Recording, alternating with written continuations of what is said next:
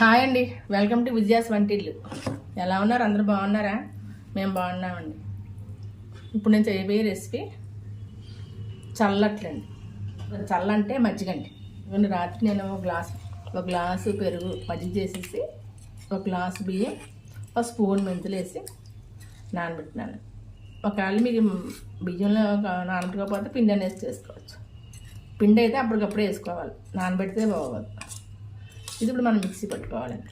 ఉల్లిపాయ ముక్కలు వేసుకుంటేనే బాగుంటుంది. చట్నీ కూడా చేసుకోవచ్చు, కానీ ఉల్లిపాయ ముక్కలు వేసుకుంటే పుల్లగా కారం అల్లం తగిలి బాగుంటాయి. ఉల్లిపాయలు ఎప్పుడు కోసుకున్నాక ఇలా తీసుకొసుకుంటే విడివిడిగా పెడుతుందన్నమాట. మనం దోశల్లోకైనా పెసలకైనా ఇలా పిసికేసుకోవాలి. ముందు పచ్చిమిరకాయలతో పిసకుండా చేయి మండిపోతుంది. 3 పచ్చిమిరకాయలు, ఒక స్పూన్ జీలకర్ర, 2 పచ్చిమిరకాయలు, ఒక ఇంచు అల్లం ముక్క కలిపి ఇది మిక్సీ పట్టి చూపిస్తాను. మెత్తగా స్టవ్ వెలిగించుకొని అట్టవేడి పెట్టుకోండి. ఈ లోపల వేడెక్కుతుంది. ఇలా స్మూత్గా రావాలి, మెత్తగా చూడండి. ఇలా మెత్తగా ఆడుకోవాలి. ఇలా గడిజారు కలుపుకోవాలి. దోశ వేసుకుంటాం కదా మనం, అలాగే కలుపుకోవాలి. రుచి సరిపడా సాల్ట్. పెనం వేడెక్కింది కదా, కొన్ని దోశలకండి అట్టు ఇలా పెనం మీద చేసుకోవాలి. కొన్నికి అట్టు మీద చేసుకోవాలి. ఇలా వేసుకుంటే ఏమవుతుందంటే ఉల్లిపంపులు ఓడకుండా వస్తాయి. ఇలా సౌండ్ వస్తుందండి. కొంత అవుతుంది కదా, బాగుంటాయి. కొన్నగా ఆ పచ్చిమిరకాయలు అలా ఉంటాయి. వేసి చాలా బాగుంటాయి.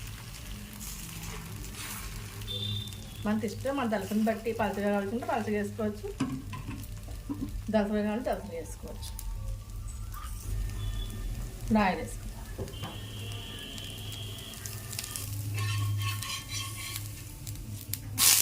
ఎన్నది బాగుంది.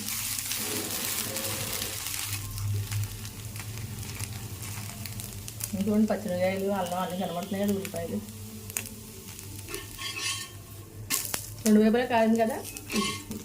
చూడండి, పెనాన్ని కూడా అసలు అంటుకోలేదు. చాలా బాగుంటాయండి. నెక్స్ట్ ఇంకో దోశ. చట్నీ కన్నా ఇలా తింటే బాగుంటుంది. మీ ఇష్టం, చట్నీ చేసుకుంటే చేసుకోండి.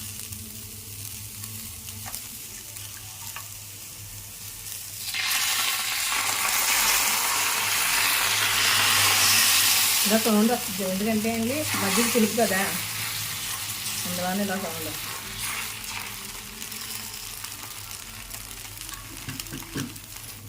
ఆయిల్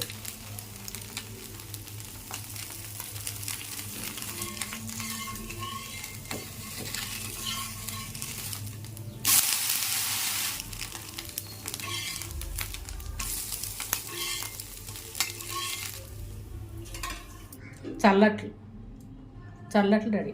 మీరు ట్రై చేసి చూడండి ఎలా ఉన్నాయి. నాకు కొంచెం కామెంట్ బాక్స్లో కామెంట్ చేయండి.